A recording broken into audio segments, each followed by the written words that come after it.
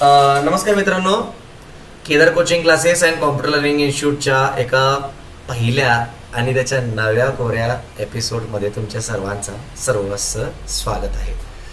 मित्रांनो, माझ्या दुसऱ्या यूट्यूब चॅनलला तुम्ही जसं प्रेम दिलं आहे, भरभरून प्रेम दिलं आहे, अगदी तसंच या चॅनलवरती देखील तुम्हाला खूप विविध पद्धतीचे इन्फॉर्मेशन तुम्हाला यामध्ये मिळणार आहे. जसे की 10th, 9th आणि 8th या तिन्ही वर्गाचे सायन्स विषयाचे आणि त्याचबरोबर इतर काही विषयाचे व्हिडिओ लेक्चर्स आपल्या या यूट्यूब चॅनलवरती, त्याचबरोबर तुम्ही फेसबुकवर पाहत असाल तर फेसबुकवरती, इंस्टाग्रामवर पाहत असाल तर इंस्टाग्रामच्या याच्यावरती तुम्हाला आमचे व्हिडिओज अपलोडेड झालेले पाहायला मिळतील. आमच्या चॅनलला लाईक करा, शेअर करा, सबस्क्राईब करा. आमच्या प्रत्येक व्हिडिओला लाईक करत चला. कंटेंट आवडत असेल तर आमच्या चॅनलला शेअर भरपूर करा आणि काही सजेशन्स असल्यात कमेंट करत चला किंवा मला मेसेज करत चला, बरं का. माझ्या कमेंट बॉक्समध्ये, आपल्या कमेंट बॉक्समध्ये मला कमेंट करत चला, जेणेकरून मी तुमच्या प्रत्येक प्रश्नाचं समाधान, प्रत्येक प्रश्नाचं उत्तर, प्रत्येक प्रश्नाचं सोल्युशन मी तुमच्यापर्यंत नक्कीच देण्याचा प्रयत्न करेन. आणि हो मित्रांनो, याला कोणत्याही पद्धतीने फी आकारलेला जात नाही आहे, फ्री ऑफ कॉस्टमध्ये आहे. जास्तीत जास्त पर्यंत जाऊ द्या, ग्रामीण भागामध्ये जाऊ द्या, शहरी भागामध्ये जाऊ द्या, जिथं पोचवायचं तिथं पोचवा, सगळ्यांना पोचवा, सगळ्या मुलांना चांगलं एज्युकेशन मिळावं हेच माझं हेतू आहे. आणि फ्री ऑफ कॉस्टमध्ये चाललं आहे मित्रांनो. ज्या मुलांना अफोर्ड होत नाही हायर एज्युकेशन किंवा गुड क्वालिटी ऑफ एज्युकेशन, ते आपण इथं फ्रीमध्ये उपलब्ध करून देतो आहे. एवढं तर तुम्ही करू शकता, तुमचं प्रेम आहेच हो माझ्यावर. तर निश्चित चला शेअर करा.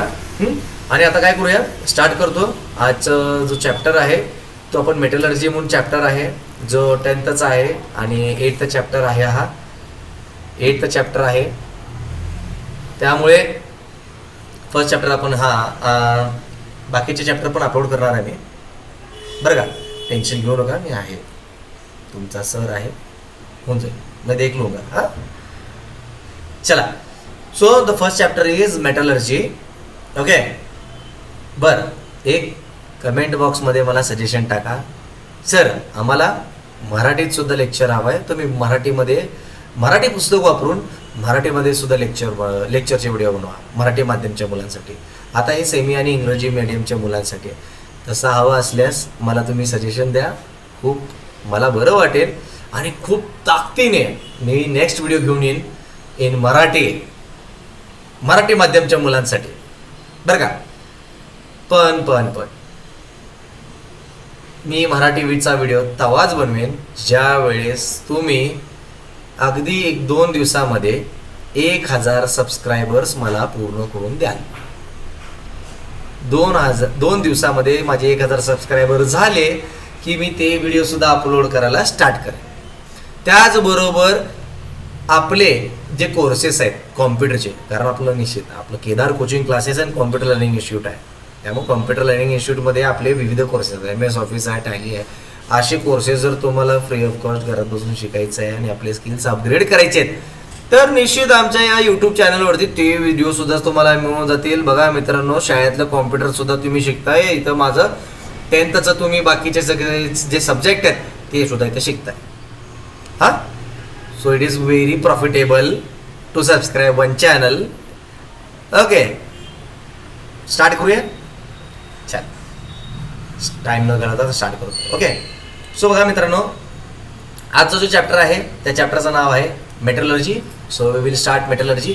सी, मेटलर्जी हा असा आहे जो की आपला जो अर्थ आहे ना, आपला हा अर्थ हा 4.5 बिलियन म्हणजे 4.5 बिलियन इयर्स एगो हा आपला अर्थ तयार झाला होता. आणि एक फॉर्मेटिव्ह प्रोसेस होती. हे काय होती, एक सगळी ही फॉर्मेटिव्ह प्रोसेस होती, बरं का. जे आपल्या कोरपासून आपल्या अर्थपर्यंत सगळीकडे निर्माण झालेले, जे आपल्या सराउंडिंगला तुम्ही जे पाहताय हे पूर्वी घडलेलं होतं आणि पुढेही घडत राहत चाललेलं आहे. त्याच्यामुळं आपल्या पृथ्वीवरती ना जी काही बदल होत गेलेले आहेत आतापर्यंतचे, त्याच्यामुळं विविध पद्धतीचे मिनरल्स, ओर्स, लिक्विड्स, गॅसेस हे फॉर्म झालेले आहेत, बरं का. तर ह्यामध्ये जे सबस्टन्सेस आहेत, बरं का, आता जे सबस्टन्सेस आहेत, जे काही सबस्टन्सेस हे फॉर्म झालेत हे आपल्याला सॉलिड फॉर्ममध्ये, लिक्विड फॉर्ममध्ये, गॅसेस फॉर्ममध्ये पण सापडतात, बरोबर आहे. तर ह्या चॅप्टरमध्ये आपण काय बघणार आहे, तर ते जे एलिमेंट्स फॉर्म झालेले आहेत, ओके, इथं बघू शकता. In the being elements were classified in accordance with their chemical and physical properties into the types of metals.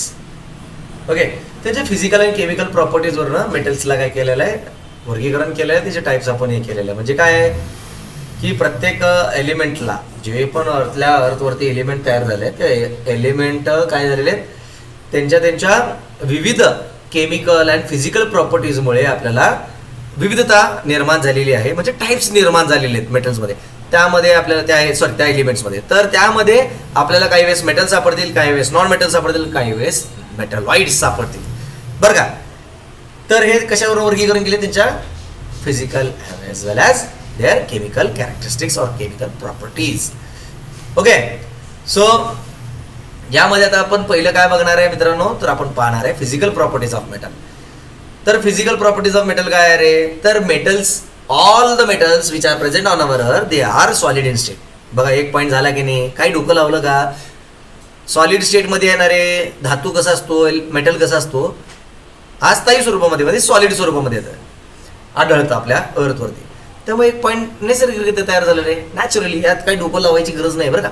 Metal exist mainly in solid state. The metals, namely mercury and gallium, they are present in liquid state at room temperature. आता metal मध्ये दोन असे metals आहेत जे की mercury आणि gallium आहे. हे मर्क्युरी आणि गॅलियम जे आहे ना, हे दोन विविध मेटल्स हे आपल्याला लिक्विड फॉर्म मध्ये पाहायला मिळतात ॲट द रूम टेम्परेचर, बरं का. आता एक सर्वात महत्त्वाची गोष्ट, आपल्याला सगळ्यांना माहिती आहे सोनं आहे, चांदी आहे, चमकतं की नाही, सोनं चमकतं, चांदी चमकतं, बरोबर आहे. लोखंडाचा आपण ट्रॅक बघा, रेल्वे ट्रॅक, त्याची जी वरची पटरी असते, वरचा जो ट्रॅक असतो, the surface of the metal track, rail track of that metal of iron cast, it always shines like a broken glass surface. जसं तुटलेलं काच चमकतो, चकाकी असते त्याला, तशी पटरी चमकते की नाही उन्हात. तर अगदी तशीच प्रत्येक मेटलला लश्चर प्रॉपर्टी असते. किती सोपं आहे बघा. पहिलं तर ते स्थायू आहे, मर्क्युरी आणि गॅलियम हे लिक्विड स्टेट रूम टेम्परेचरमध्ये प्रेझेंट असतं, त्यांना लश्चर म्हणजे चकाकी असते, बरं का. They possess metallic lustre, okay, and this lustre may go decrease. बघा प्रत्येक गोष्टीची चकाकी रिड्यूस होते. जसं तुम्ही तुमच्या चेहऱ्याला मेंटेन करण्यासाठी विविध पद्धतीने कटिंगच्या सलूनमध्ये गेल्यानंतर ना, हेअर सलूनमध्ये गेल्यानंतर ना, तुम्ही तुमच्या चेहऱ्याला धुता का नाही धुता, चमक राहावी, पोर्स नसावे. अगदी तसंच आहे बेटा, तुमच्या मेटल्सला सुद्धा विविध गॅसेस, विविध लिक्विड्स, ओके, हे काय असतात, कारणीभूत ठरतात. त्याच्यामुळे काय होतं रे, त्याचं जे लश्चर आहे, चकाकी आहे, ते रिड्यूस होते. फॉर एक्झाम्पल चांदी वगैरे, चांदी घेतला पण काही दिवसांनी चांदी काय होतं रे, तिची चकाकी हळूहळू कमी होते. The luster of silver gets reduced day by day for a longer time. Why it happens? Because of the silver gets contact with free atmospheric gases and moisture which is present in the atmosphere. या दोघांमुळे त्याचं जे चकाकी आहे, त्याचं जे lustre आहे, तो काय होतो, रिड्यूस होतो, बरं का. Plus in the atmosphere there are n numbers of gases. खूप प्रचंड प्रमाणामध्ये विविध पद्धतीचे गॅसेस आपल्या वातावरणात, भौगोलिक वातावरणात अस्तित्वात असतात, ॲटमॉस्फिअरमध्ये प्रेझेंट असतात. त्याच्यामुळे सुद्धा काय होतो, इनडायरेक्टली त्याचा कॉन्टॅक्ट होतो, बरोबर आहे. आता बघा कधी कधी चांदी जी आहे ना, काळी पडते की नाही. आता फ्री ऑक्सिजनच्या कॉन्टॅक्टमध्ये आल्यानंतर ते काय होणार, थोडंसं काळा पडणारच आहे, ओके, रिएक्शन होणार आहे बेटा. हां, त्यामुळं अशा गोष्टी आपण लक्षात ठेवायचे. बोर्ड आम्ही ज्यावेळेस बोर्ड पेपर विचारतं क्वेश्चन प्रॉपर्टीज ऑफ मेटल्स, त्यावेळेस हे पॉईंट्स नीट लक्षात ठेवत चला, बरं का. फार इझी आहे, काय अवघड नाही. आणि जर तुम्हाला वाटत असेल की सर थोडंसं स्लो करा, you can reduce our speed using the special kind of button which is present in the यूट्यूबच्या सेटिंगमध्ये जाऊन आपली जी स्पीड आहे ती स्पीड तुम्ही थोडीशी रिड्यूस पण करू शकता, बरं का. चलो नेक्स्ट. आता प्रत्येक धातूला, प्रत्येक मेटलला त्याची डक्टिलिटी असते आणि मेलाबिलिटी प्रॉपर्टी असते बरं का. तर याच्यामुळं काय की आपल्याला त्याला कसंही आकार देता येतं, मोडता येतं, पाहिजे तो आकार देता येते, त्यामुळं त्याला डक्टिलिटी आणि मेलाबिलिटी प्रेझेंट असते बरं का. प्लस जेवढे सुद्धा मेटल्स आहेत हे एक गुड कंडक्टर आहेत, म्हणजे हे सगळे सुवाहक आहेत. कशाचे? तर हीट अँड इलेक्ट्रिसिटी. बघा लोखंड म्हणजेच आयर्नला आपण ज्यावेळेस गरम करतो भट्टीमध्ये, ते काय करतं? हीटला ॲब्झॉर्ब करतं, करेक्ट. त्याचबरोबर आपण बल्ब घेतो की नाही रे, बल्बला आत काय असते? जे साधे आपले गोल्डन बल्ब येतात की नाही, 35-45 वॅटचे गोल्डन बल्ब्स, त्याला आत काय असते रे? अशी फिलामेंट असते आणि टंगस्टनची वायर येते त्याला कनेक्टेड. वायर काय करते रे? इलेक्ट्रिसिटी ट्रान्सफर करते आणि ते ग्लास काय होतो? ह्याचं बल्बचा ग्लास गरम होतो. त्याचबरोबर तुम्ही खाली जे कनेक्टर आहे ज्याला आपण होल्डरमध्ये प्लेस करतो तो सुद्धा गरम होतो, तो पण मेटल आहे रे. म्हणजे हीट त्यामध्ये काय केलेली आहे? ॲब्झॉर्ब केलेली आहे. म्हणजे प्रत्येक मेटल हा हीटला एक गुड कंडक्टर आहे आणि इलेक्ट्रिसिटी फ्लो करण्यासाठी सुद्धा गुड कंडक्टर आहे. त्यामुळं आपण जे वायरिंग करतो, कॉपर आणि ॲल्युमिनियमची जी वायरिंग होत असतात त्याच्यामध्ये काय असतं रे? बहुतांश वेळेस इलेक्ट्रिक करंट फ्लो होतो आणि त्याच्यामुळे जास्त तुम्ही फॅन चालू करा, कॉपरचं राहू दे किंवा ॲल्युमिनियमचं फॅन राहू दे, ते काय होतं? त्याचा गट्टू गरम होतो, करेक्ट. म्हणजे ते हीट कंडक्ट पण करतं, हीट होल्ड करतो आणि इलेक्ट्रिसिटी ट्रान्सफर सुद्धा करतो, त्यामुळे ते गुड कंडक्टर आहे, असं लक्षात ठेवा. चला बरं का. तर प्रत्येक metal they are hard plus exceptional in the alkali metal of group 1. Alkali metal group 1 मध्ये तुम्ही जे लिथियम आहे, सोडियम आहे आणि जे पोटॅशियम आहे हे एक्सेप्शनल आहे बरं का. हा, हे जास्त हार्ड नसतात, हे फार सॉफ्ट असतात, खूप सॉफ्ट असतात. हा, this metal can easily be cut with using the knife. चाकूचा वापर करून आपण काय करू शकतो? याला इझिली कट पण करू शकतो बरं, तेवढे सॉफ्ट आहेत ते. हा, metals have high melting point and boiling point. Yes, हा पॉईंट सर्वात महत्वाचा रे मित्रांनो, हे लक्षात ठेवा. जेवढे सुद्धा मेटल्स आहेत ना, हे यांचं सगळ्यांचं काय असतं रे? हाय मेल्टिंग पॉईंट आणि हाय बॉइलिंग पॉईंट असतो. हा सर्वात महत्वाचा पॉईंट आहे जे बोर्डासाठी आम्ही चेक करतो. For example tungsten metal have high melting point. बघा किती आहे रे त्याचं मेल्टिंग पॉईंट म्हणजे द्रवणांक. तो कधी मेल्ट होऊ शकतो, तो कधी द्रवमध्ये स्वरूपामध्ये बदलू शकतो, म्हणजे लिक्विडमध्ये बदलू शकतो, त्याला मेल्टिंग पॉईंट म्हणायचं. एखादा सॉलिड लिक्विडमध्ये रूपांतर होतो त्यावेळेस त्याला आपण काय म्हणायचं? Melting point of that metal. मग त्याचं टेम्परेचर किती आहे रे? 3432 डिग्री सेंटीग्रेड. किती? 3422 डिग्री सेंटीग्रेड इतका टेम्परेचर आहे बरं का. कॉन्ट्ररी जर बघायला गेलं, the melting point and the boiling point of the metal such as sodium, potassium, mercury, gallium is very low. फार कमी असतं बरं का. सोडियम, पोटॅशियम, मर्क्युरी, गॅलियम यांचं जो मेल्टिंग आणि बॉइलिंग पॉईंट आहे हे फार कमी आहे बरं का. सोडियमला तर असं ओपन एक्सपोज सरफेसमध्ये पण ठेवत नाही किंवा पाण्यामध्ये पण घालत नाही, लगेच रिॲक्ट करतो, म्हणजे फास्ट रिॲक्ट होतात रे. म्हणजे प्रत्येक धातू ना हे एक रिॲक्शन घडून आणते, एकतर जलद होईल नंतर एकतर स्लो होईल, एकतर फास्ट होईल नंतर एकतर स्लो होईल. Okay, for example sodium reacts fast with water. Okay, and we take an example of iron nail. If we drop that iron nail into the water, what will happen? It will start to rust or corrosion will takes place on the surface of the nail, but it takes a longer time as compared to the sodium. Sodium will get dissolved rapidly, it reacts fast.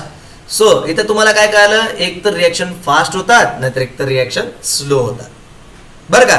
प्रत्येक मेटलचा reaction time हा वेगवेगळा आहे. हा, हे लक्षात घ्या. पुढे आपण पाहणार आहे, रिकॉल करतो मी या चॅप्टरमध्ये, आपल्याला ते बघायचं आहे. तुम्हाला सगळ्या गोष्टी इझिली लक्षात राहील रे. बघा प्रत्येक गोष्ट इंटर रिलेटेड आहेत.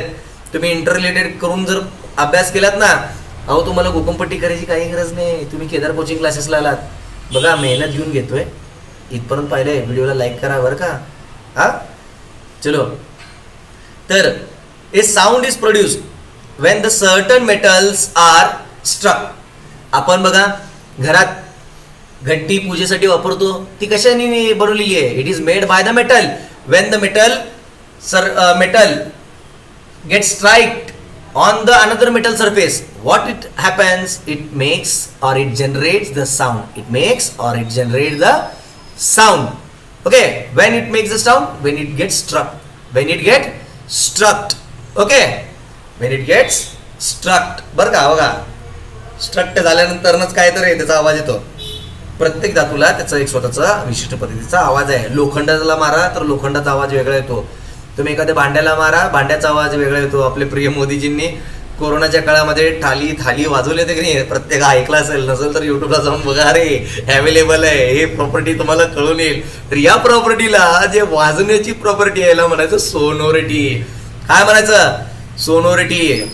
समजतंय? हे समजतंय का रे? Very good.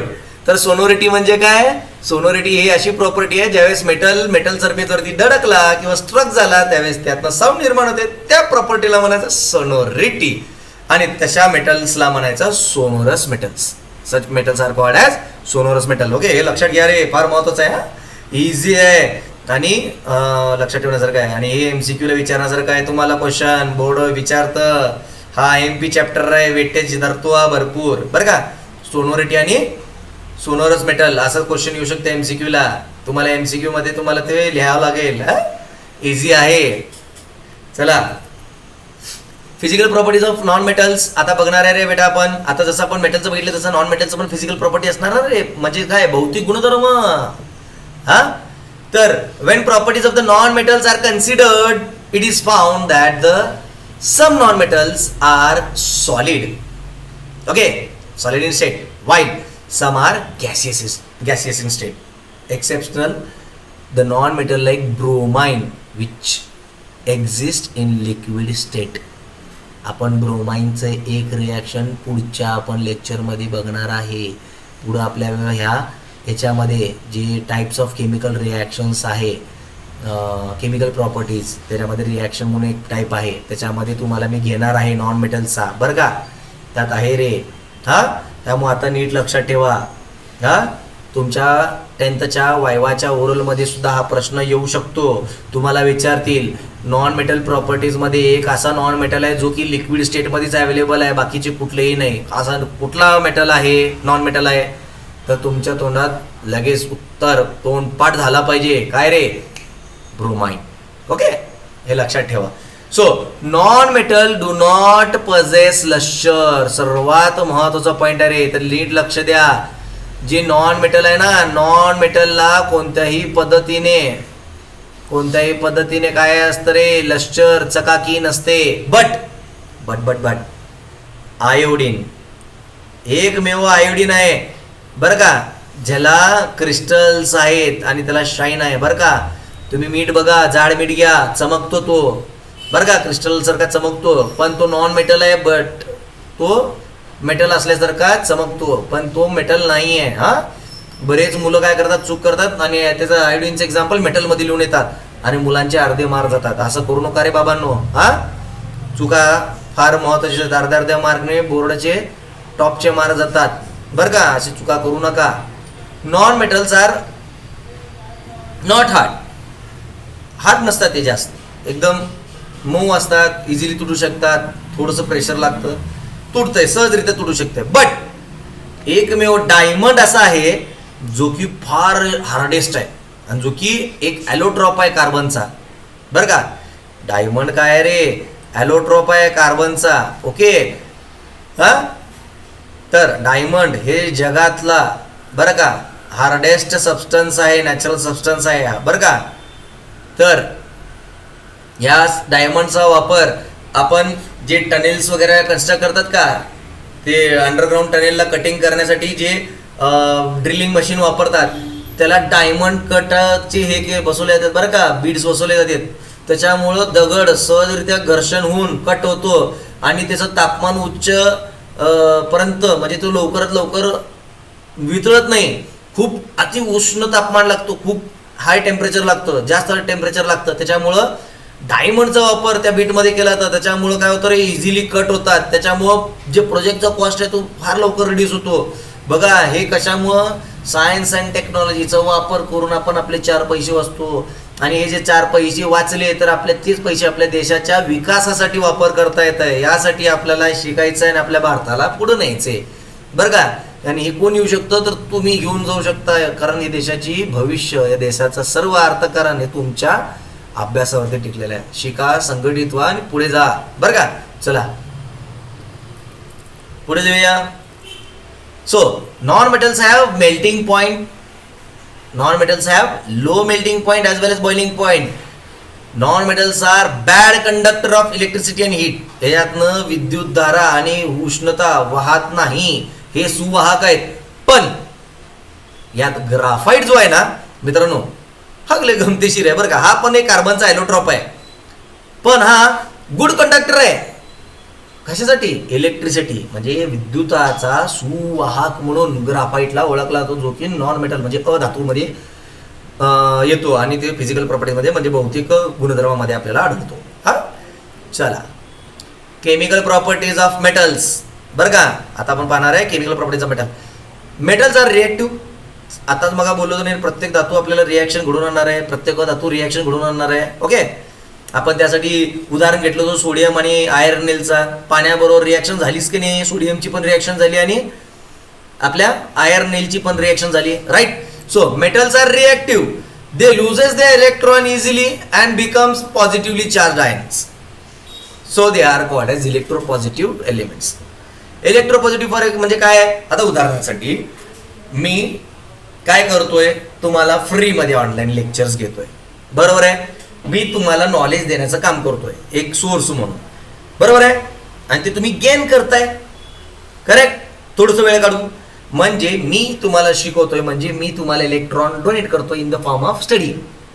ओके, आणि ते तुम्ही गेन करताय, सगळं समजून घेताय. म्हणजे तुम्ही काय केलं, माझे इलेक्ट्रॉन्स ऍक्सेप्ट केले. म्हणजे तुमच्या डोक्यावरती काय चाललं, कुठला चार्ज आला रे, negative. So you are electronegative charge and I am electropositive charge. अगदी प्रत्येक मेटलमध्ये ज्यावेळेस रिॲक्शन होते वेगवेगळ्या एलिमेंटशी, त्यावेळेस एक मेटल दुसऱ्या मेटलला जर इलेक्ट्रॉन डोनेट केला, जो इलेक्ट्रॉन डोनेट करणारा व्यक्ती आहे किंवा मेटल आहे त्याच्यावरती प्लस चार्ज निर्माण होतो, म्हणजे इलेक्ट्रोपॉझिटिव्ह चार्ज निर्माण होतो. जो इलेक्ट्रॉन गेन करतो, ज्याने डोनेट केला आणि ज्याकडनं घेतो स्वतःला स्टेबल करण्यासाठी, स्थिर करण्यासाठी, स्वतःच्या आयनला स्टेबल करण्यासाठी, तर तो काय होतो रे, तो इलेक्ट्रोनेगेटिव्ह चार्ज होतो. तो काय होतो रे, इलेक्ट्रोनेगेटिव्ह चार्ज. नीट लक्षात ठेवा हा. चला, आता मग मी म्हणलो होतो तुम्हाला की जे डायमंड आहे, हे डायमंड काय रे, इलेक्ट्रिसिटीसाठी तर बॅड कंडक्टर आहे, but it is good conductor for heat. Okay, तो हीटला चांगल्या पद्धतीने कंडक्ट करू शकतो. म्हणजे ज्यावेळेस जे ड्रिलिंग बीट आहे ना, घर्षणामुळं हाय टेम्परेचर तयार होतो, त्यामुळे मेटल गरम होऊ नये म्हणून ते डायमंड काय करतात, ते हीटला ॲब्झॉर्ब करतात जास्तीत जास्त. त्याच्यामुळं जे ऑगर बीट आहे ना, त्याच्यावरती प्रॉब्लेम येत नाही. जे शेती करणारे मुलं आहेत त्यांना बोर ड्रिलिंग करताना जी बीट लावली असते त्याला सुद्धा लागते रे बरं का. म्हणजे जेवढे सुद्धा तुम्ही बीट्स घ्याल ना ड्रिलिंगला, जमिनीखाली किंवा टनेलिंग करायला, बोर ड्रिलिंग करायला, प्रत्येकाला ही कटिंग डायमंड कटचे ड्रिल बीट बसवलेले तिथे जातात बरं का. याने काय होतो, कॉस्ट एफिशियंट, फास्ट कटिंग आणि इझिली काय होतो रे, इझिली काय होतो आपल्याला हे करता येतं, काय करता येतं, ड्रिल करता येतं आणि कॉस्ट रिड्यूस करता येतं. ओके, सॉरी बरं का, थोडंसं चार्जिंग कम आहे, खूप उशीर झालं. मी खूप सारे लेक्चर्स देतोय, कंटिन्युअस माझं लेक्चर 1 पासून चालू आहे. आता वाजले बघा 5 वाजले मित्रांनो, तरी देखील मी तुमच्यासाठी कंटिन्युअसली बोलतोय बरं का. एकच ध्येय आहे, 10वी मध्ये जास्तीत जास्त मुलांनी चांगले स्कोर केले पाहिजे. हा माझा एक प्रांजल स्वप्न आहे, त्यासाठी माझे प्रयत्न चालू आहेत. त्यामुळं खूप सारे व्हिडिओज मी कंटिन्युअसली बनवतोय. त्यामुळे आवडत असेल तर निश्चित परत सांगतो, माझ्या चॅनल लाईक करा, शेअर करा, सबस्क्राईब करा प्लीज. 2K फॉलोअर्स पर्यंत घेऊन चला 2-3 दिवसामध्ये. हा, chemical properties of metals.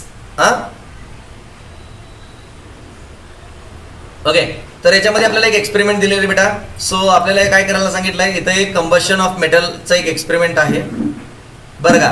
Combustion of मेटलचा एक एक्सपेरिमेंट आपल्याला इथे सांगितलेलं आहे. त्यासाठी आपल्याला काय करायचं आहे, एक बन्सन बर्नर घ्यायचा आहे, एक स्पॅच्युला घ्यायचा आहे आपल्याला, ओके, चिमटा.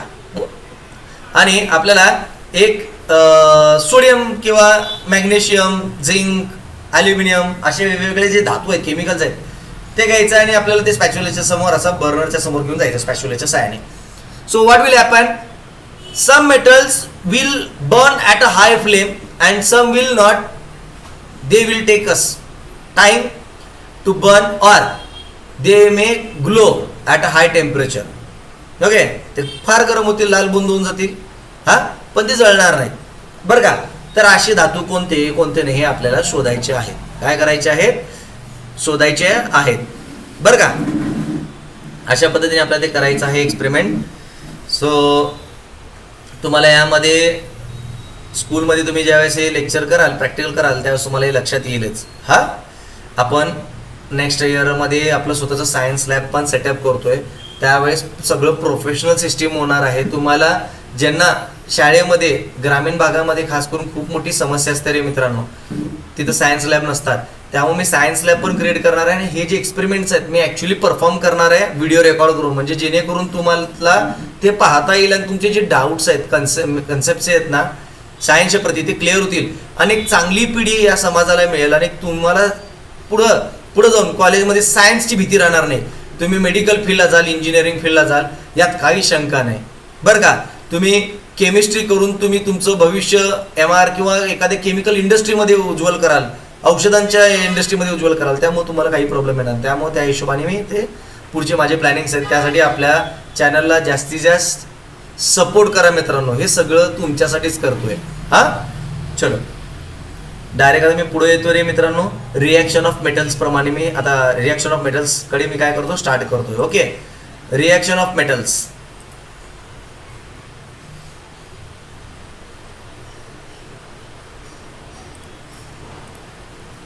सो रिॲक्शन ऑफ मेटल्स मध्ये ना टोटल 4 पार्ट्स आहेत बरं का. एक ऑक्सिजनची रिॲक्शन होत आहे, एक वॉटरची रिॲक्शन होत आहे, एक ऍसिडची रिॲक्शन होत आहे. ऍसिडमध्ये 2 आहेत बरं का रे, नाव ऍसिडच आहे. तुम्ही 3 गोष्टी लक्षात ठेवायचे पाठ करताना. एक काय येणार आहे, पहिलं ऑक्सिजन मेटलचं रिॲक्शन, दुसरं वॉटर, तिसरं ऍसिड. आता या ऍसिडचे पण 2 प्रकार आहेत. एक ऍसिड कुठलं ते पण सांगतो तुम्हाला पुढे जाऊन, आणि एक नायट्रिक ऍसिड आहे बरं का. तर असे 4 ऍसिड्सच्या आपल्याला काय काय काय करायचे आहेत, आपल्याला ऍसिड्स पाहायचे आहेत बरं का. तर आता इथं काय आहे बघा मित्रांनो, reaction of metals with oxygen. Reaction of metals with oxygen. तर इथं काय, मेटल ज्या वेळेस ऑक्सिजन बरोबर हीट एक्सपोज्ड ऑक्सिजन मध्ये आपण जर एखाद्या मेटलला जर आग पेटवली आणि त्याला फ्री ऑक्सिजन मध्ये जर आपण त्याला घेऊन गेलं, तर तो काय करतो रे, तो एकदम जलदरित्या व्हेरी रिॲक्टिव्ह असतात ते. जसं की फॉर एक्झाम्पल सोडियम घ्या बरं का. Sodium and potassium they are very highly reactive metals बरं का. तुम्ही जर असंच तुम्ही एक्सपोज एअरला जर तुम्ही त्याला आग जरी लावली, तो लगेच रिॲक्शन करून येतो. हा, so sodium metal combines with oxygen in the air even at room temperature to form sodium oxide. Okay, त्याला असं जर तुम्ही सोडलं ना एक्सपोज ऑक्सिजन बरोबर, तर तो रिॲक्शन करून सोडियम ऑक्साईड बनवतो. Okay, easily. तर इथं रिॲक्शन तुम्हाला इथे दिले बघा रे, Na, S लिहायला विसरायचं नाही बरं का. S म्हणजे काय रे, काय हे करतो, स्टेट करतो तो की तो सॉलिड आहे, आणि G काय स्टेट करतो तो गॅसियस आहे, आणि AQ काय हे करतो रे, तो ॲक्वियस आहे, आणि L काय हे लिक्विड आहे. ॲक्वियस आणि लिक्विड यात फरक आहे. वॉटर लिक्विडमध्ये असतो, ॲक्वियस हा काय असतो रे, सोल्युशन असतो एक बरं का. 2 वेगवेगळे कंपोनंटचे, 2 वेगवेगळे एलिमेंटचे काय केलेलं आहे रे, हे झालेलं आहे, सोल्युशन तयार झालं, त्याला ॲक्वियस सोल्युशन म्हणायचं. ओके, हे लक्षात ठेवा, फार बेसिक आहे. चलो मेटल्स. आता आपण ही रिॲक्शन बघितली. When 4Na reacts with free oxygen gas, it forms 2Na2 that is disodium oxide. Disodium oxide खाली लिहा. एक्झामिनर ज्यावेळेस तुम्ही पेपर लिहिता आणि तो चेक करतो, तो एकदम खुश होऊन जातो बरं का, की या मुलाला त्याचे सगळे कन्सेप्ट क्लिअर आहेत आणि त्याला एकही मार्क कट करण्याचा कुठेही संधी सापडत नाही. तुमचे चांगले मार्क तुम्हाला मिळतात. खुश तुम्ही सुद्धा आणि तो सुद्धा, की एका चांगल्या विद्यार्थ्याचं पेपर मी चेक करतोय असं त्याला गर्व वाटेल बरं का. On exposure to air sodium readily catch fire बरं का. फार क्वचित वेळात काय करतो, जळतो. हा, to prevent this accident laboratory elsewhere it is kept inside the kerosene. सोडियमला कशामध्ये ठेवलं जातं रे, केरोसिनच्या डब्यामध्ये त्याला ठेवलं जातं. का तर तो ऍटमॉस्फिअर मध्ये जर राहिला तर तो क्वचित वेळा जळू शकतो, किंवा तो जो आहे सोडियम तो रिॲक्ट करू शकतो ऑक्सिजन बरोबर, आणि तो सोडियम डायऑक्साईड पण तयार करू शकतो. ओके, असं होऊ नये म्हणून काय केलं तर त्याला केरोसिन मध्ये डिप केलं जातं. ओके, आता इथं मॅग्नेशियम दिले वगैरे तुम्हाला. मॅग्नेशियम ऑक्साईडला जर तुम्ही म्हणजे मॅग्नेशियम रिबिनला बघा, आपण बन्सन बर्नरचं इथं एक्झाम्पल बघितलं ना रे, त्या याला जर आपण मॅग्नेशियम रिबिनला पुढे नेलं तर तो ऑक्सिजन बरोबर लगेच काय करतो, रिॲक्ट करतो. तो magnesium oxide reacts with water to form alkali like magnesium hydroxide. आणि मॅग्नेशियम रिबिनला ज्यावेळेस आपण ऑक्सिजन बरोबर फ्री ऑक्सिजन बरोबर जाळतो त्यावेळेस तो काय होतो, मॅग्नेशियम ऑक्साईड बनतो. आणि याच मॅग्नेशियम ऑक्साईडला जर आपण वॉटर बरोबर मिक्स केलं तर एक अल्कली एलिमेंट तयार करतो, एक अल्कली कंपाऊंड तो तयार करतो, त्याला म्हणायचं आपण मॅग्नेशियम हायड्रॉक्साईड. ओके, ही गोष्टी विसरू नका बरं का. बघा, मॅग्नेशियम रिबनला आपण एक्सपोज्ड एअरमध्ये जाळलंय, त्याच्यामुळे मॅग्नेशियम ऑक्साईड तयार झाला, कारण ऑक्सिजन रिॲक्ट झाला मॅग्नेशियम रिबिन बरोबर जळताना. त्याचं पावडर ज्यावेळेस तयार होईल ते मॅग्नेशियम ऑक्साईडचं पावडर राहील. त्या पावडरला आपण मॅग्नेशियम ऑक्साईडला आपण पाण्यामध्ये वॉटरमध्ये मिक्स केलं, डिझॉल्व्ह केलं, what will happen, it will form an alkali compound called as magnesium hydroxide. So you have both equations here. Okay, 2Mg that is solid when reacts with the oxygen it makes magnesium oxide. When this magnesium oxide powder, okay, it is we have to write solid. okay, त्यांनी दिलेलं नाही आहे. ते काय करतात की मुलांना हे माहिती आहे का नाही, स्थायू स्वरूपातलं, द्रव स्वरूपातलं, वायू स्वरूपातलं, हे चेक करण्यासाठी बोर्ड देत नाही. बोर्ड विसरत नाही या गोष्टी, मुद्दाम तो करत नाही. तो तुम्हाला एक टास्क दिलेला आहे मित्रांनो, अभ्यास करण्यासाठी, की तुम्ही या पद्धतीने विचार करू शकता का नाही या अँगलने. अशा अँगलने सुद्धा विचार करा, तुम्हाला खूप हेल्प होईल. ओके, सो इथं काय येणार आहे, वॉटर आहे. वॉटरला बघा वरती एल दिलंय की नाही रे. हा, तर आपण पण इथं काय करूया,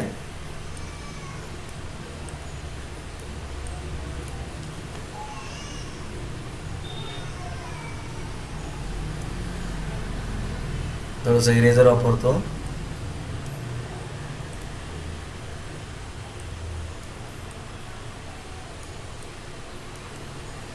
ओके, लिक्विड तयार केलंय तर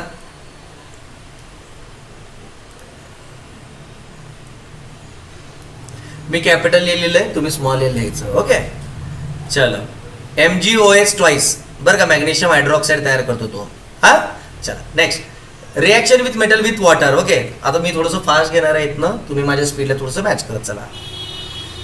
तर इथे एक एक्सपेरिमेंट आपल्याला दिलेला आहे. आपल्याला सोडियम आणि पोटॅशियम मेटल हे काय फार रॅपिडली आणि रिग्रसली वॉटर बरोबर रिॲक्ट करतो. इतकं जलदरीत्या की तुम्हाला कळणार सुद्धा नाही की ते कधी विरघळलं बरं का. इतकं जलदरीत्या तो काय करतो, स्वतःला पाण्यामध्ये रिॲक्ट करून घेतो बरं का. अँड लिबरेट म्हणजे काय करतो, तो हायड्रोजन गॅस जो आहे ना तो ऍटमॉस्फिअर मध्ये सोडतो बरं का, गॅस स्वरूपातनं.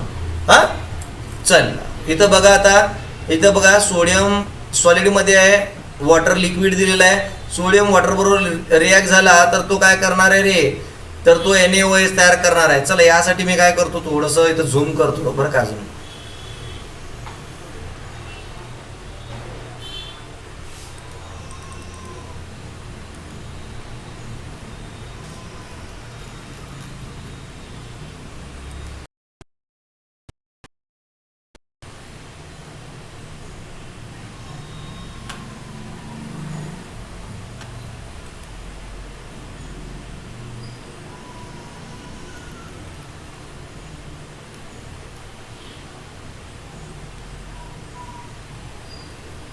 थोडंसं लॅग होतोय मित्रांनो, सकाळपासून कॉम्प्युटर चालू आहे, त्यालाही लोड येतोय. थोडंसं तुम्ही सहकार्य करा.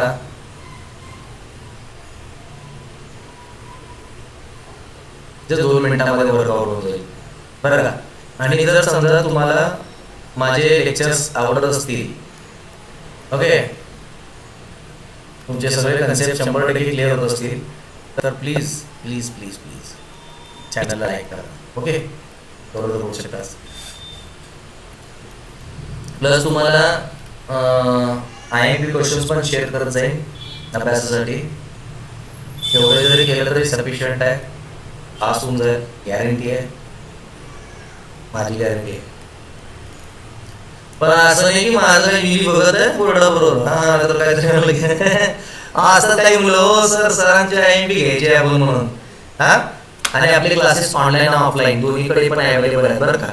ज्यांना ऑनलाईन क्लासेस लावायचे ते ऑनलाईन क्लासेस सुद्धा लावू शकतात.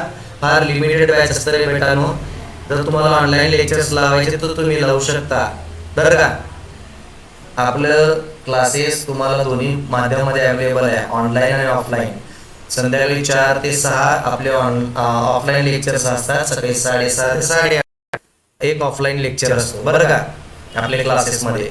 जर तुम्हाला ते एनरोल करायचं ते सुद्धा तुम्ही एनरोल करू शकता. बाकी तुम्हाला काही डाऊट्स असतील किंवा काही विचारत असतील तर माझ्या कॉन्टॅक्ट नंबरला तुम्ही डिस्क्रिप्शन बॉक्समध्ये माझा कॉन्टॅक्ट नंबर दिलेला, तुम्ही मला कॉल करू शकता. आणि तुम्हाला ॲडमिशन घ्यायचं असेल तर तुम्ही कॉल करून ॲडमिशन सुद्धा घेऊ शकता. ओके,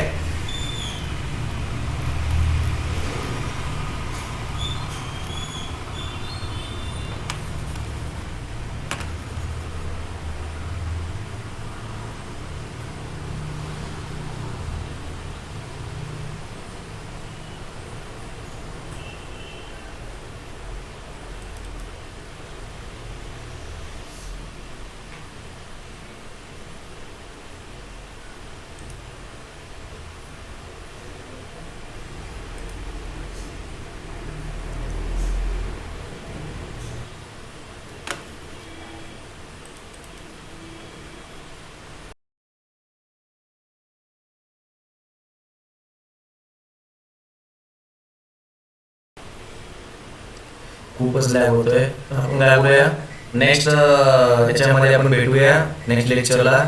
तोवर हा व्हिडिओ इथपर्यंत तुम्ही समजून घ्या. पुढचा व्हिडिओ मी अपलोड करेन, तेव्हा भेटू आपण पुढच्या व्हिडिओमध्ये बरं का.